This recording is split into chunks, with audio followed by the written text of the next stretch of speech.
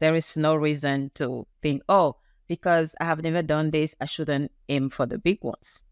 That's not true, because even the big ones are looking for great guests. For example, I have a client who had never been on any podcast before. The first show I booked him on was on a top 5% podcast. That means you will keep generating leads for all those years from one single interview. I spoke with an author who told me that she wrote a book 3 years ago. She went on a podcast tour to promote it, and she's still making sales from one interview she did 3 years ago. When you promote your interviews in front of your audience, you establish your credibility, because maybe some people are following you, not really paying attention. But all of a sudden, they will see you on those big podcasts. Now you got their attention. Now they're taking you more seriously. Now they're like, oh my God, if they were on that show, they probably are good. I should probably check out what they do. If you want to build a legitimate, profitable online business without shiny objects, without the hypey gimmicks, and without the stress and overwhelm, if you want to make more money without having to be present online all day, every day, pumping out content that nobody sees and hustling DMs to generate leads and sales, then this is the place for you. Welcome to the Digital Trailblazer Podcast, your online business university, where you'll learn how ordinary people start from ground zero with no influence, no email list or audience to sell to, and no business or marketing experience, and go from working 9-to-5 jobs to building successful 6- and 7-figure online businesses and all the steps in between. Learn the strategies that worked and what didn't. Learn the mistakes that they made and how to avoid them, and then learn their plans for scaling their businesses and taking things to the next level. All so that you can build your business faster and easier and make more money without sacrificing the things that are important to you in your life. I'm your host, Leah Ray Getz, and with me is my husband, Todd. Now, let's get to it with today's guest. Welcome. This is Leah Ray with the Digital Trailblazer Podcast, and we are super excited today to have Christelle Biiga.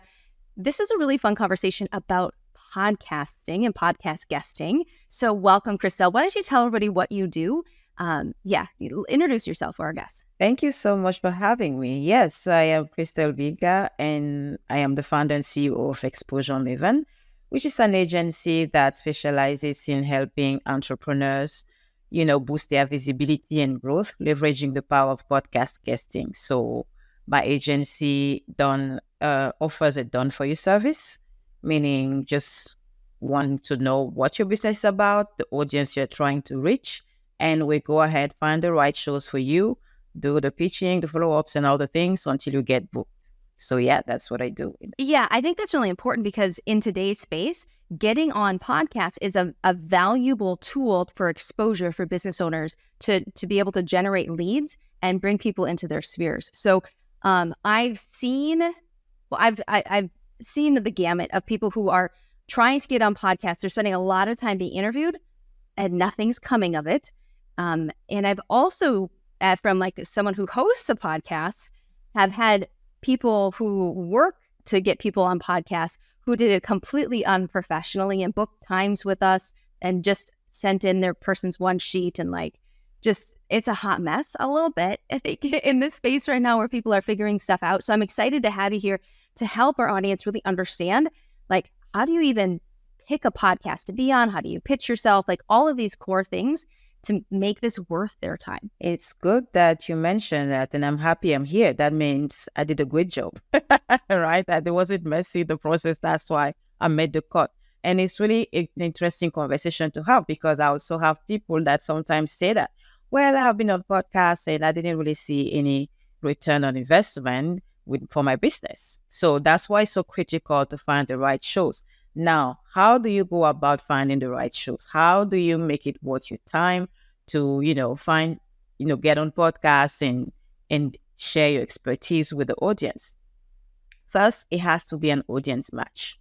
Okay. So for example, when I saw your podcast, I saw that, okay, this audience would be interested in hearing about what I do, because I know new business owners, entrepreneurs starting out, even entrepreneurs trying to go to the next level want to be more visible. Visibility is a big deal. So that's why I know what I do as a podcast booking agency will be valuable for them. So that's the first step, finding shows that have an audience interested in what you do.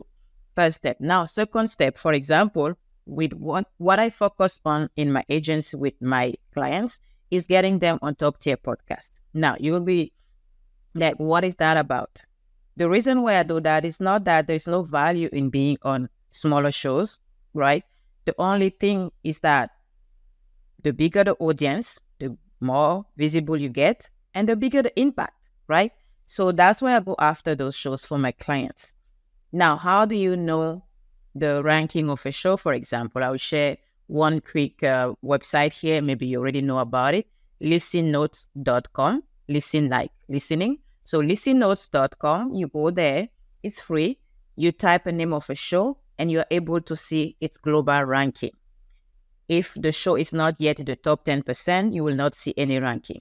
But if it's already in the top 10%, top 5%, you will see the ranking.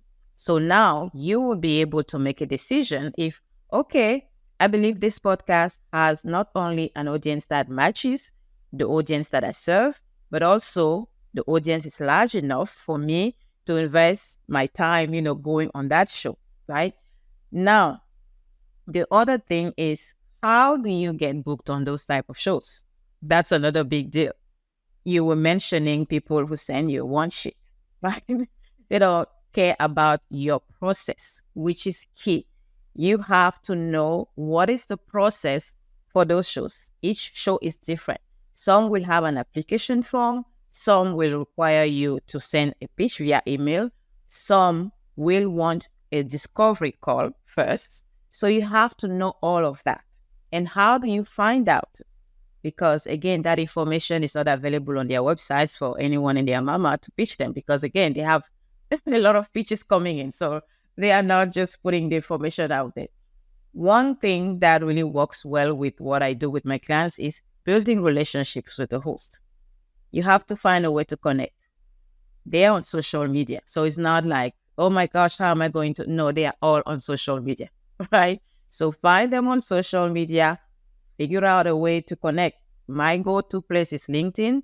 I go on LinkedIn for connect with the host that, I want to have a relationship with for my clients. Send a quick message in the DMs to start the relationship. And then I spend a few hours to go through their content, not the same day, right? Maybe 5 minutes today I go and comment on one of their posts so that we have kind of a relationship, quote unquote. They know who I am, right? So, and I go ahead and listen to the show. Maybe I will not listen to all the episodes on the podcast, but I will maybe go through the list to see the topics that they have covered. And I will maybe see a topic that is not far away from what I do or from what one of my clients does. And then I will listen to that episode to find a connection point. And once I find a connection point, it's easier because they already have a conversation going on in the DM for me to hop in their DM quickly and say, hey, I was listening to this episode where you interviewed so-and-so, and they or you said something that reminded me of. Now, so I found a connection point that makes it make sense for them to be like, okay, I want to have this conversation on my show. So, and when I say it's not only me, right? Of course, my team as well. But that's one way to skip the line of you being one other person just sending a random pitch. They have so many in their inbox already. So if you really want to be strategic and skip the line and get better results, you want to do that. So that's just one example. I think this is gold, what you've done, because I will admit I wasted a lot of time being interviewed on podcasts that probably had zero audience or very, very little audience. And it was completely, let's be real. If you're an entrepreneur, you have a million things to do. Always. Like there's always something that's calling your name. There's something vying for your attention. And you have to focus on the highest income impacting activities, period. And being interviewed on someone's show when they have zero audience is probably not the best use of your time if you've got other things that you could possibly do to make sales and to do what you need to do. It's interesting that you mentioned listen notes, because I mean, for us on our podcast, we look at that stuff for us, but I've never thought about reversing that. And when someone pitches me, I'm like, hey, will you come be on my podcast? I can actually look and see, is it going to actually make sense, right? Should I take time out of my sales call schedule and the things that really make an impact in our business to do this sort of thing? So I think that is gold. Everyone should be writing that one down. And I can't tell you, almost every single person who applies to be on our podcast doesn't take the time to listen to a single episode beforehand. And it drives me nuts because they're completely not a right fit, or they're like, it makes no sense, like at all to what we're doing.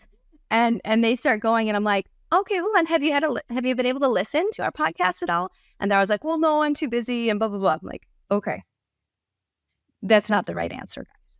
What she said is the right answer. If you actually want to be on an awesome podcast, take the time to do a little homework. And if they're a top-ranked podcast, it's going to be good anyway. Like, you're going to enjoy the content. So, I mean, even if you're, washing dishes or driving your kids to school or whatever, listen to an episode that fits with something that you could relate to or you could speak on and go from there.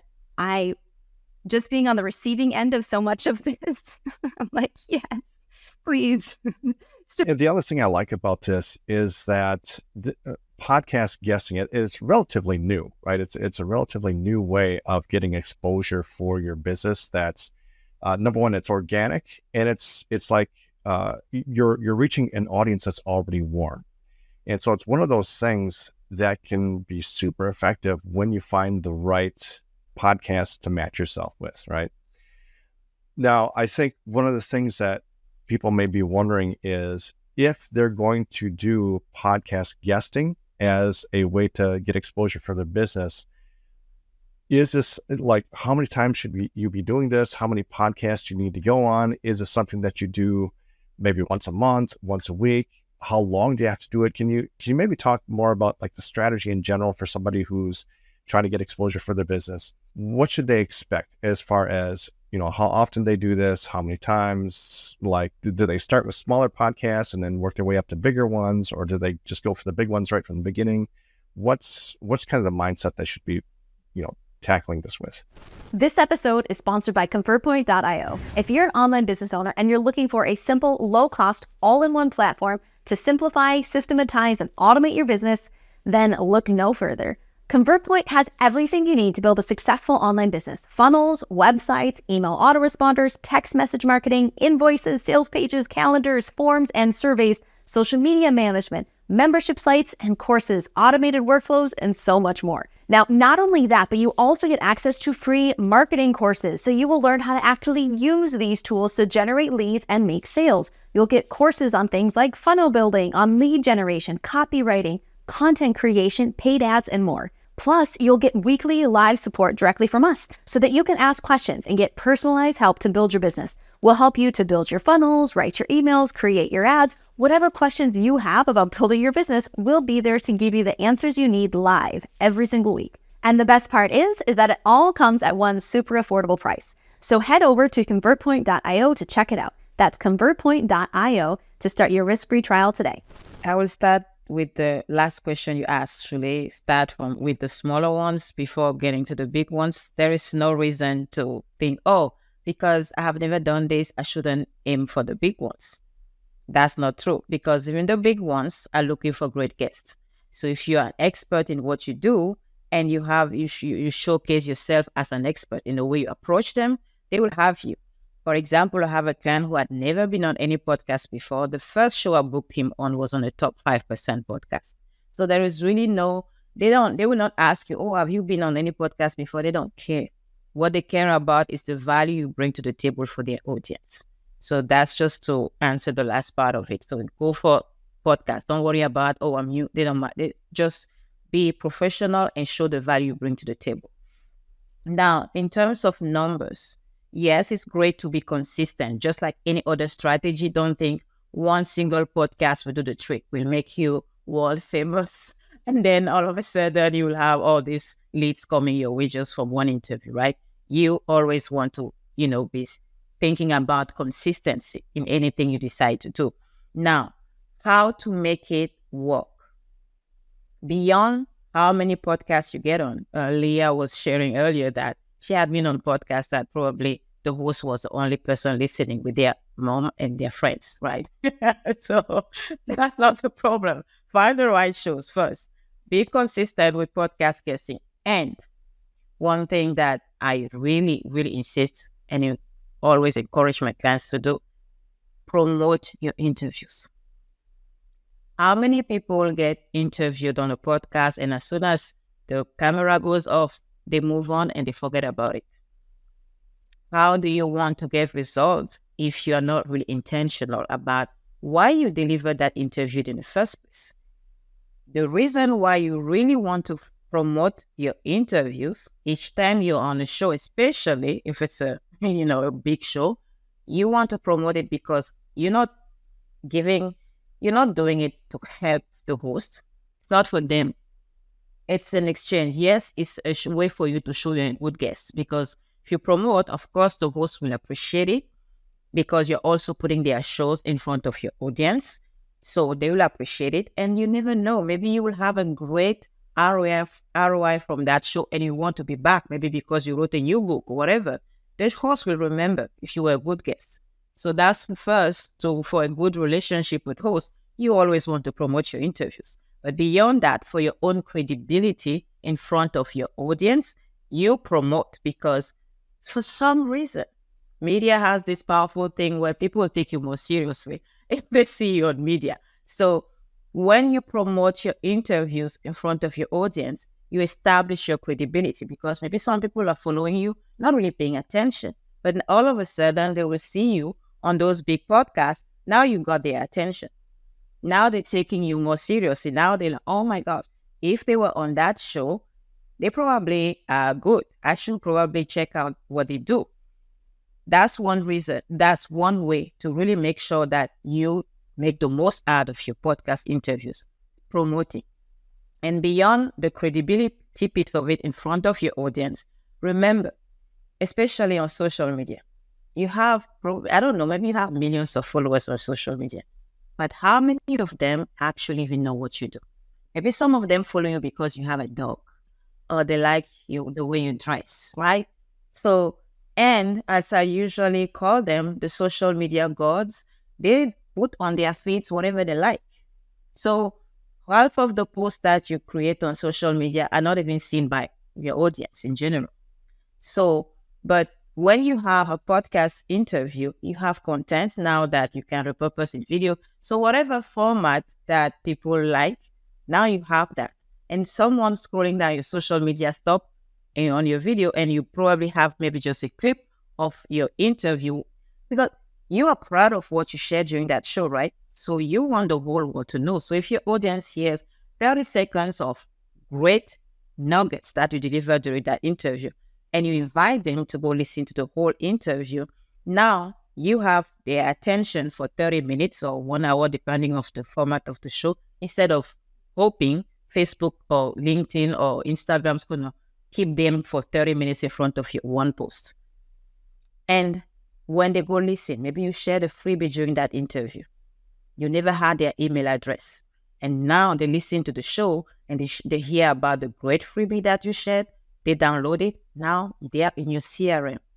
So that's how you really want to be intentional about podcast guesting. I love what you say about promoting your own interviews as a guest to go out there and share it. We actually had a really good tip shared by a previous guest of ours who he had a really good interview. He was being a guest on someone else's podcast, him and his business partner, and it went really well. Like they just knocked it out of the park, really showed them as experts. Now what they do is on LinkedIn, when they're reaching out to potential leads to make connections, they share with them that interview in Messenger and LinkedIn constantly. And it's a huge win because, well, the host is getting more views and getting introduced to people, but they're being seen as those experts. They're learning what they do. They learn how they can help people, all of this stuff. And it's all packaged as something that's just pure value. They don't even have to opt in initially, right? And so they've turned this, they've really systematized this really good interview. And now they're using that interview to make connections on LinkedIn and to book sales calls from those connections. Yep. That's why we don't never want to think, okay, I did the interview, bye. No, it's a strategy. It's not, because they interviewed me, nothing happened. Did you actually work it for it to work? All right. It's being a podcast guest is just like any other marketing strategy. You have to be intentional about it and you have to have a strategy behind it. It's not just going to work all by itself. You're not freaking Oprah, okay? It's just that, oh, you on an interview, everybody wants to hear it. No, you have to get people attention. Send them to listen to the interview. It's for you, not just for the host. One of the other things is, if you're brand new to this and, maybe you haven't even created a bunch of content yourself, what are some ways that you would tell people to prepare for a podcast interview? Like obviously there's going to be subject matter that you're going to talk about, but especially if you're doing a lot of these, do you want to just have one really good subject that you can speak about, or do you want to have a variety of things? How does that go? Like, how should people prepare for this? All right. It comes back to knowing the show you are going to be interviewed on. Each show is different. There are shows, for example, yesterday I was on a podcast. Over there, we focused more on my journey, my personal journey, okay? Because it was what the host wanted. And as I was sharing my story, I was able to make a connection with what I do in my business. So it's important for you to not get caught up on that, because sometimes I have people say, oh, I don't think my message is on point yet. Get out of your head and just think about, what do they want? If you know what they want, maybe they want a good story. Do you have a story? And before you say no, I know you do. You do have a story. We all do have a great story somewhere, right? So if they more about stories, now you just have to think about, how do I make my story or use my story to showcase my expertise? That's it, right? Even though they will tell you, it's, we're not going to focus on what you do. We just want to hear your journey, maybe your journey through your challenges and, to where you are today. Just keep in mind what story you are going to share. For example, if you are a fitness coach, right? And a podcast host tells you, here we just want personal stories. But even the people listening to those podcasts, they're probably still interested in weight loss, right? So you say, okay, I will be there and I will share, I have a great story of how I got into this. Maybe before I was overweight, whatever the story is. And, they will say, okay, I love that story. You go there. As you're sharing the story, just remember, you are a coach. You have a business. Your goal, the end result is to build a relationship with the audience in order for them to want to check out what you do, and eventually in the back end, you're going to convert them as clients. So as you're sharing those stories, make the right connections with your expertise. Show how what you do today is a solution that can also help them in the struggles they have in their personal lives. So to answer your question, is really, there is no one size fits all. Some shows will be more about strategy, tell us how to do this and that. Be ready for that. And that one is easy, because if you're already an expert, you already know how to.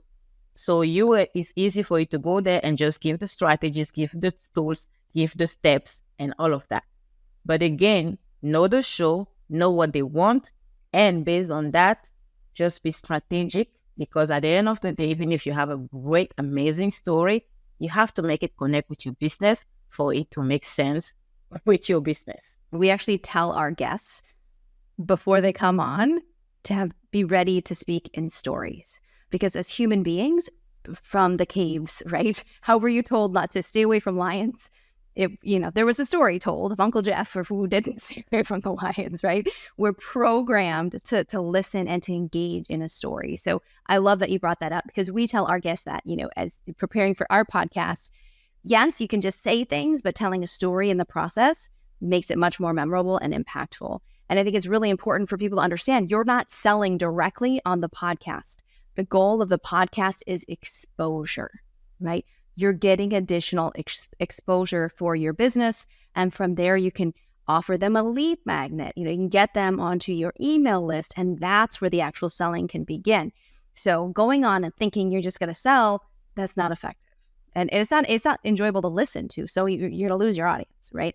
But going in, telling stories, giving information, giving value, all of those things are so important to create a great episode that people will share and they'll love and like and download and everything else, so that you can get that exposure that you're looking for. You kind of bring up an important point about having that lead magnet or having something, a resource to share at the end of the podcast, right? Because one of the questions we always ask at the end of our podcast, and any other podcast that we've been on, is how can people connect with you, right? How can people learn more about what you do? And if you're a brand new entrepreneur, like a lot of times your first instinct is, oh, well, if people get to this part, then they must want to buy and join. So, they want to share their sales page. They want to share their page to book a call if they want to become a client, right?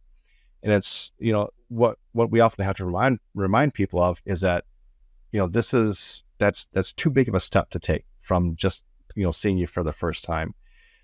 So with that in mind, like what advice would you give people as far as what are some of the best things to have ready to share at the end of the podcast? Is all you need is just a website for people to check out, or should you have like a freebie to give away, or what should they be prepared for? Have something valuable for the audience. And I'm really happy you brought up the calendar thing, because I will have a client right now. I told her do the strategy session. You do not want to do that. And I heard her put on a podcast. That's what she gave away. Calendar invite. I was like, okay, whatever. But it's really too much of a step to ask. Someone doesn't know you. And I asked one time to one of my clients, I say, would you get on somebody's calendar that you don't know? Say, I will never. I say, why do you think people would? We're all the same. It's not easy to just get on a complete stranger's calendar to have a chat, right? The freebie those freebies that are great are definitely maybe a checklist, really depending on what you do, a checklist or a list of something that they will need, or maybe an assessment, anything. It comes down to knowing your audience and the audience of the show, because if there's audience match, you already know for sure what is valuable for them, because you serve that audience anyway. So their challenges, maybe a question that they have in their mind, and your freebie should be the answer to that question. You're not going to solve their whole problems with one freebie, because that's just one way. First of all, they will have a chance to check out your expertise with a freebie. It's just the first step. It's not the whole problem solving, because sometimes people download it and they don't even actually use it. But it's an opportunity for you to bring them into your world, to actually support them, because yes, the interview, you shared great value that they can use, and the freebie give them something more.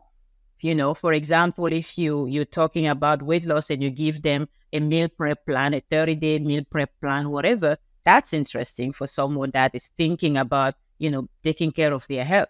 So of course they'll be like, okay, that would be helpful. I really want to check it out. So you give them something they can use. Again, the phone call is not a good thing, because they already think you're trying to sell them something. You probably are trying to sell them something. But if you're giving something that is valuable for them, you gain their loyalty, because if they download the freebie and it's actually valuable, guess what? Next time you offer something that is for them to pay, they would think, okay, if the free stuff was that good, can only imagine how good is the paid stuff. It's easier for you to convert them as clients if to give them something free that actually helped them. So that's my take on freebies. Share something that is valuable to them. Don't just think about, oh, I'm collecting emails, I'm building my list. No, because remember, there is a button in any email that is called unsubscribe. They can click on that little thing and that's it. So don't be fluffy. Share something valuable. Something of value that's really going to move them closer to you, one little step at a time. We preach on this all the time. I think folks dive sometimes too quickly into podcast guesting because they think it's something super easy. They can just get on there and go, but they don't have any lead magnet and they've got no place to send people who hear them. It's like, just hold a little bit, like take the time, set up the foundation first, get your lead system set up, get a lead magnet created, get a way to convert people from the lead magnet into a sale.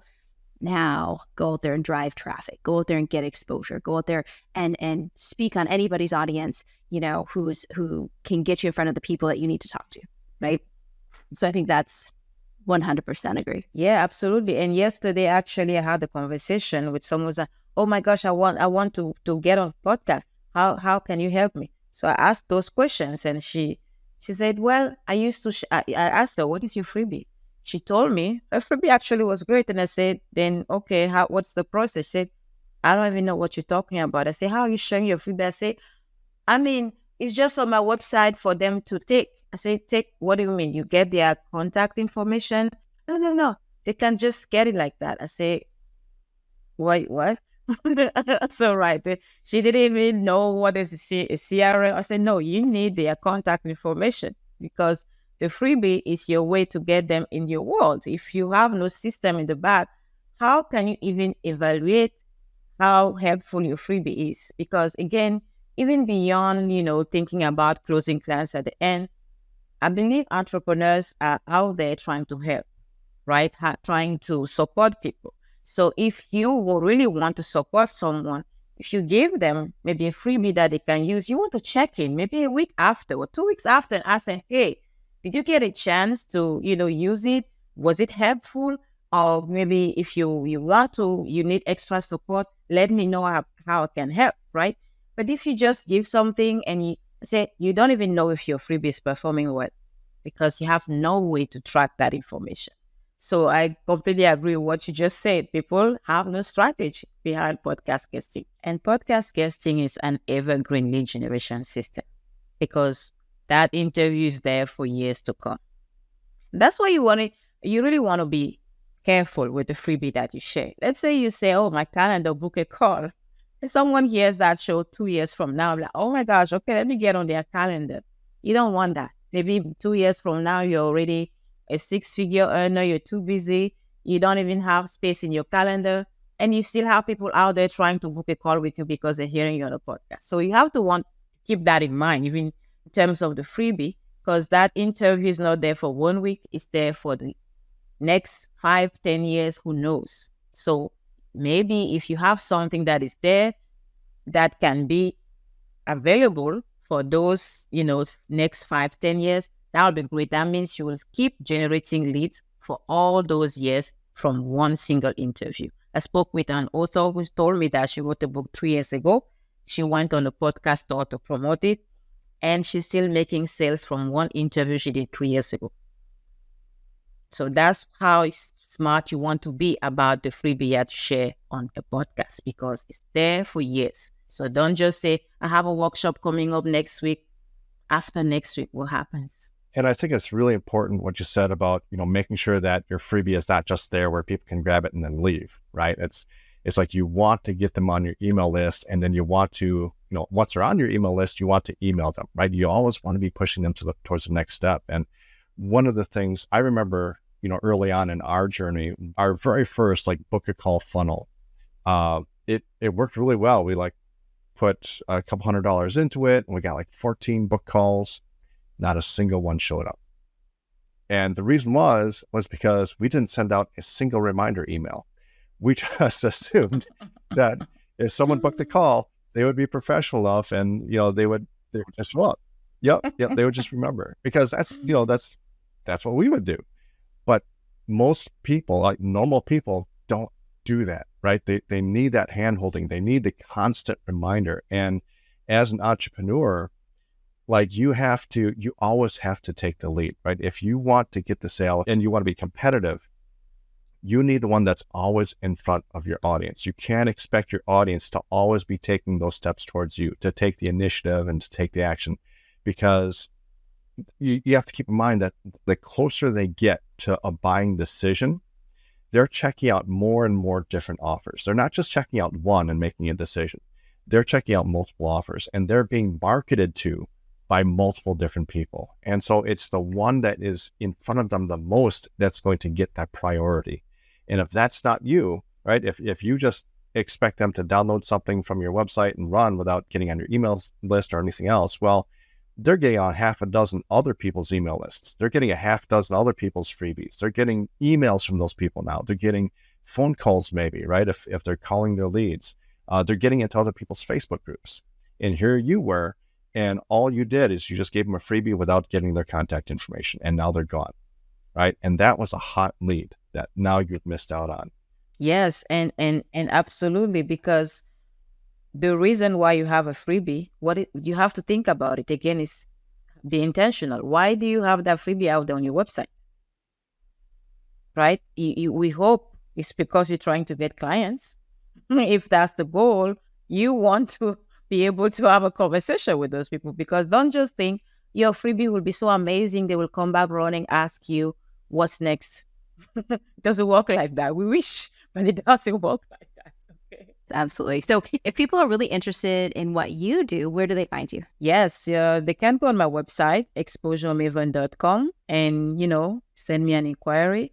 And when you go on the website, there is still a chance for you to sign up for the workshop.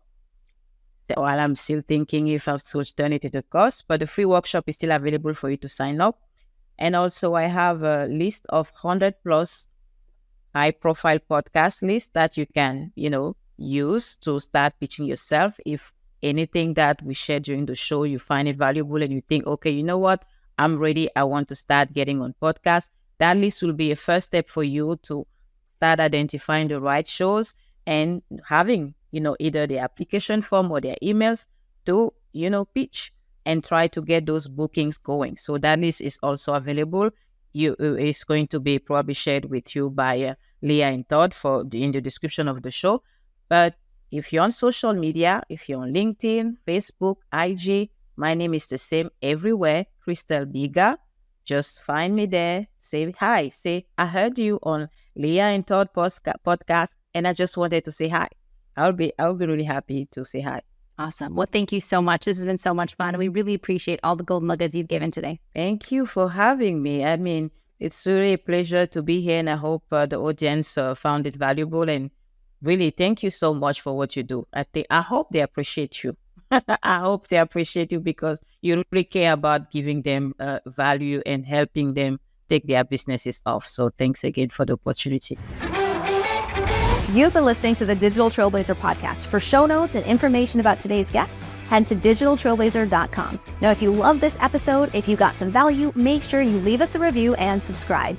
And be sure to share this episode with anyone you know who could use help to build their business. Thank you for listening, and we'll see you next time.